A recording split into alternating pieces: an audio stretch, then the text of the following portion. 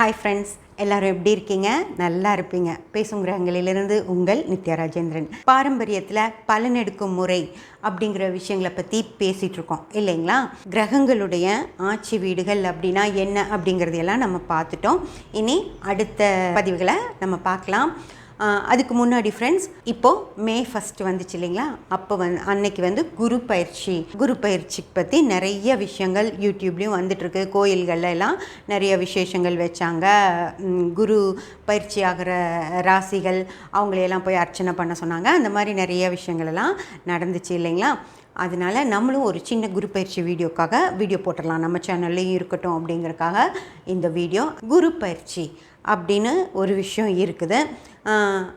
ராகு கேது பயிற்சி, சனி பயிற்சி, குரு பயிற்சி அப்படின்னு சொல்கிறதெல்லாம் கோச்சாரம் அப்படின்னு சொல்லுவாங்க ஃப்ரெண்ட்ஸ். அதாவது கோல் சாரம் அப்படின்னு சொல்லி ஒரு விஷயந்தான் மருவி கோச்சாரம் அப்படின்னு சொல்லி ஆயிடுச்சு.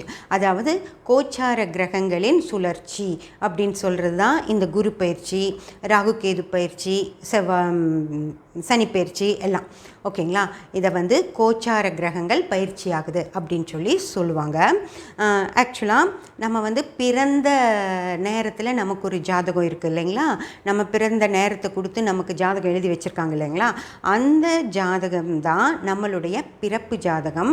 அந்த பிறப்பு ஜாதகம் நமக்கு 95% நம்மளோட பிறப்பு ஜாதகப்படி தான் நம்ம வாழ்க்கை இருக்கும் ஃப்ரெண்ட்ஸ். ஓகேங்களா?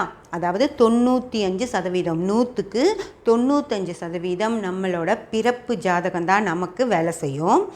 ஒரு 5% மட்டும், அதாவது அந்தந்த நேரத்தில் கோள்கள் நமக்கு ஒரு கம்மியாக, எவ்வளோ கம்மியாவோ அவ்வளோ கம்மியாக ஒரு வேலைகள் செய்யும். அதுதான் இந்த பயிற்சிகள் எல்லாமே.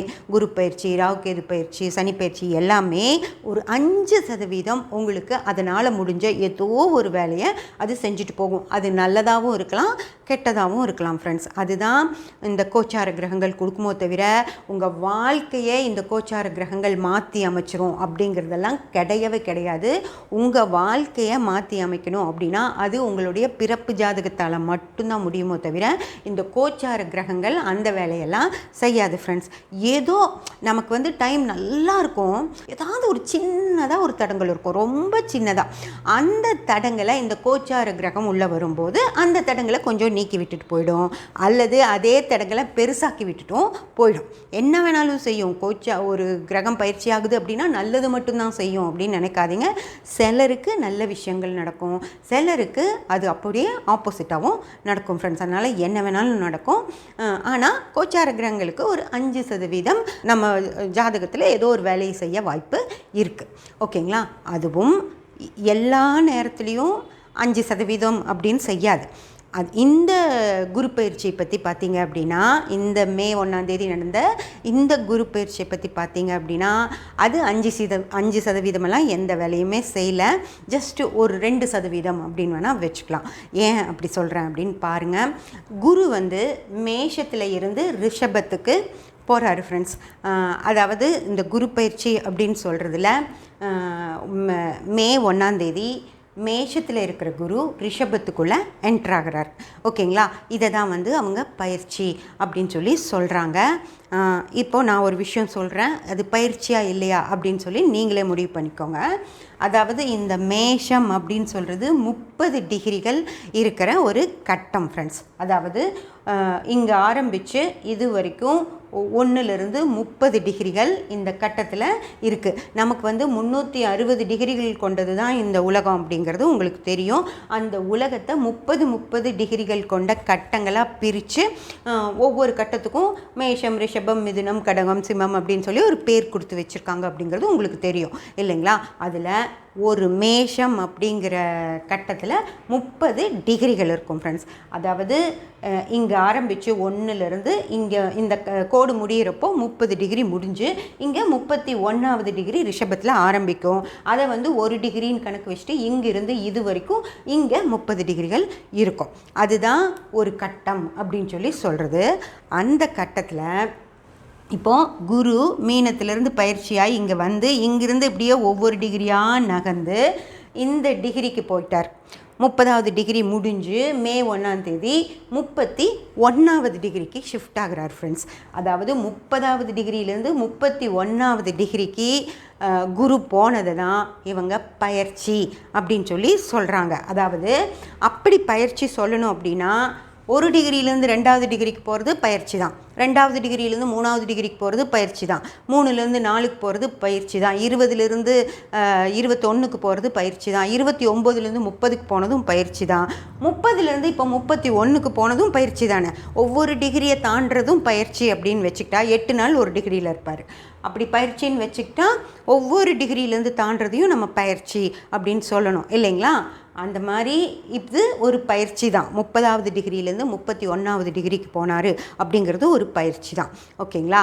அது ஒரு அது அந்த ஒரு டிகிரி தாண்டுற குரு உங்களுக்கு மிகப்பெரிய நன்மைகளை எல்லாம் செஞ்சிட மாட்டார். எந்த மாறுதல்களும் இருக்காது. ஒரு டிகிரியை தாண்டுது. இங்கெல்லாம் ஒரு டிகிரி எப்படி தாண்டுச்சோ அந்த மாதிரி ஒரு டிகிரியை தான் தாண்டுறாரு. அதனால் எந்தவித பெரிய மாறுதல்கள் ஏற்பட்டுரும் அப்படின்னலாம் எதுவும் கிடையாது ஃப்ரெண்ட்ஸ். ஒரு விஷயம். அடுத்த விஷயம் என்ன அப்படின்னு பார்த்தீங்கன்னா, இந்த மேஷத்தில் 3 நட்சத்திரங்கள் இருக்கும் இல்லைங்களா. அதாவது கேதுவுடைய அஸ்வினி, சுக்கிரனுடைய பரணி, சூரியனுடைய கிருத்திகை. இந்த 3 நட்சத்திரங்களையும் கிராஸ் ஆகி தான் இப்போது ரிஷபத்துக்குள்ளே குரு போகிறாரு. குரு ரிஷபத்துக்குள்ளே போகிறப்போ எங்கே இருந்தாருன்னு பார்த்தீங்கன்னா, இந்த கடைசியில் கார்த்திகை நட்சத்திரத்தில் தான், சூரியனுடைய கார்த்திகை நட்சத்திரத்தில் தான் குரு இருந்தார். அந்த ரிஷபத்துலேயும் சூரியனுடைய கார்த்திகை நட்சத்திரம் இருக்குது. அந்த கார்த்திகை நட்சத்திரத்துலேருந்து இந்த கார்த்திகை நட்சத்திரத்துக்குள்ளேயே தான் போகிறாரோ தவிர எந்த நட்சத்திரமும் மாறலை. இப்போது இந்த இடத்துல அவர் மாறுறப்ப கூட இங்கே ரேவதி நட்சத்திரம், அதாவது புதனுடைய ரேவதி நட்சத்திரம் இங்கே முடிஞ்சு கேதுவுடைய அஸ்வினி நட்சத்திரத்துக்குள்ளே இங்கே நுழைஞ்சிச்சு.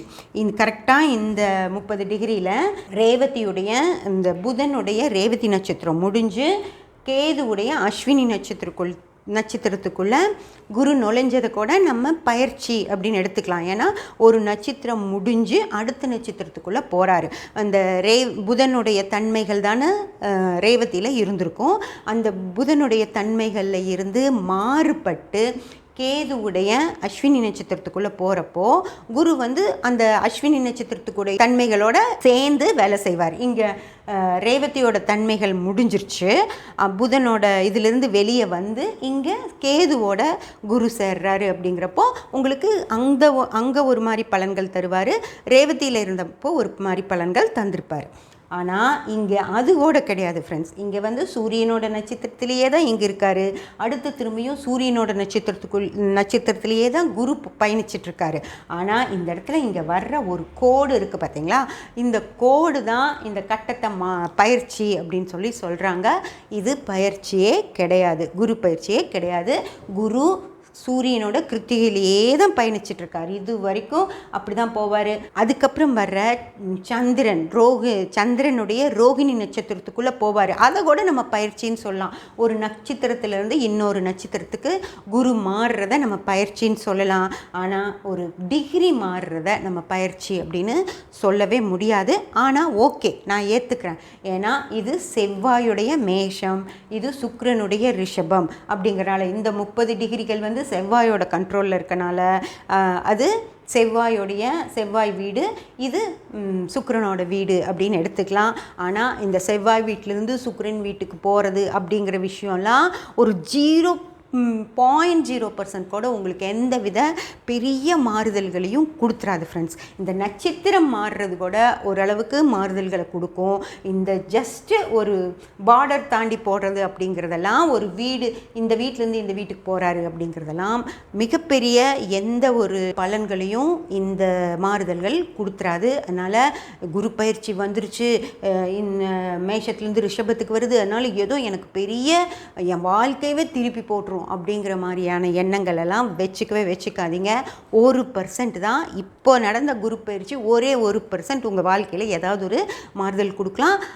அது நடக்கலையான்னு கூட உங்களுக்கு தெரியவே தெரியாது. அப்படியே அது கடந்து போயிடும். அதனால் இந்த குரு பயிற்சியை ஏதோ இது முடிஞ்சதும் எங்களுக்கு வேலை கிடச்சிரும், இது முடிஞ்சதும் எங்களுக்கு குழந்தை பிறந்துடும், இந்த குரு ரிஷபத்துக்குள்ளே வந்தால் நாங்கள் வீடு கட்டிடுவோம், கார் வாங்கிடுவோம், அந்த மாதிரி எல்லாம் மிகப்பெரிய கனவுகள் எதையுமே வளர்த்துக்காதீங்க. அந்த அளவுக்கெல்லாம் இந்த குரு பயிற்சியில் ஒன்றுமே நடக்காது ஃப்ரெண்ட்ஸ். எல்லாரும் சொல்கிறாங்க அப்படின்னா மிகப்பெரிய மாறுதல்கள்லாம் எதுவுமே நடக்க வாய்ப்பே இல்லை. குரு பயிற்சி அப்படிங்கிறது ஒரு ரொம்ப ரொம்ப சாதாரணமான ஒரு விஷயம். குரு இந்த கட்டத்திலேருந்து இந்த கட்டத்துக்கு போச்சு, ஆனால் நட்சத்திரம் கூட மாற கிடையாது. அதே மாதிரி தான் எல்லா கிரகங்களுமே சுற்றிக்கிட்டே தான் இருக்குது. எந்த கிரகமும் நிற்காது. சூரியன் மாதத்துக்கு ஒரு தடவை வீடு மாறிட்டுருக்கோம், சந்திரன் 3 நாளைக்கு ஒரு தடவை வீடு மாறிக்கிட்டு இருக்கோம், புதன் 1 மாதத்துக்கு ஒரு தடவை மாறும், செவ்வாய் 1.5 மாதத்துக்கு ஒரு தடவை மாறும், அடுத்து சுக்கிரன் 1 மாதத்துக்கு ஒரு தடவை மாறும், அதுக்கடுத்து குரு 11.5 மாதங்களுக்கு ஒரு தடவை குரு மாறும், 18 மாதங்களுக்கு ஒரு தடவை ராகு கேதுக்கள் மாறும், 2.5 வருடங்களுக்கு ஒரு தடவை சனி மாறும் ஃப்ரெண்ட்ஸ். அந்த மாதிரி இந்த கிரகங்கள் மாறிக்கிட்டே தான், இடம் மாறிக்கிட்டே தான் இருக்கும். ஒவ்வொரு நட்சத்திரத்தின் மேலேயும் பயணிச்சுக்கிட்டே தான் இருக்கும். நட்சத்திரங்கள் மேலே மாறுறப்போ, ஒரு நட்சத்திரத்துலேருந்து இன்னொரு நட்சத்திரத்துக்கு மாறுறப்ப தான் இந்த தன்மையிலிருந்து மாறி அந்த தன்மைக்கு போது அந்த தன்மையோடு சேர்ந்து ரியாக்ட் ஆகிறப்போ உங்களுக்கு பலன்கள் மாறுபடுமோ தவிர, இந்த வெறும் கட்டங்கள் மாறுறதுனால மிகப்பெரிய பலன்கள் எதுவுமே மாறாது. அதனால் குரு வந்துருச்சு, குரு பயிற்சி ஆயிடுச்சு, அதனால் எனக்கு அப்படி நடந்துடும் இப்படி நடந்துடும் அப்படிங்கிற அந்த கனவுகளை தயவு செஞ்சு விட்டுருங்க. மிகப்பெரிய பாதிப்புகளையெல்லாம் இந்த குரு பயிற்சி ஏற்படுத்தாது ஃப்ரெண்ட்ஸ். அதுக்கு இந்த இடத்துல மாறினப்போ கூட ஏதாவது ஏற்படுத்தியிருக்கோம். ஏன்னா இங்கே நட்சத்திரமே மாறுச்சு இல்லைங்களா, ரேவதியிலேருந்து அஸ்வினிக்கு போச்சு, அதனால் ஒரு மாற்றம் அப்படிங்கிறது ஏற்பட்டிருக்கும். ஆனால் இங்கெல்லாம் அதே சூரியனோட நட்சத்திரத்திலேயே தான் இங்கே பயணிச்சிட்ருக்கு. அது எந்தவித பெரிய மாறுதல்களையும் உங்களுக்கு உண்டாக்காது. அதனால் தயவு செஞ்சு இந்த குரு பயிற்சியை பெரிய விஷயமா நீங்கள் எடுத்துக்க வேண்டாம் ஃப்ரெண்ட்ஸ். சப்ஸ்கிரைப் பண்ணி பெல் பட்டன் ப்ரெஸ் பண்ணி வச்சுக்கோங்க. அப்போ தான் நான் போடுற எல்லா பதிவுகளும் உங்களுக்கு கிடைக்கும். லைக் பண்ணி ஷேர் பண்ணி கமெண்ட் பண்ணிங்கன்னா எனக்கு சப்போர்ட்டிவாக இருக்கும். Thank you friends.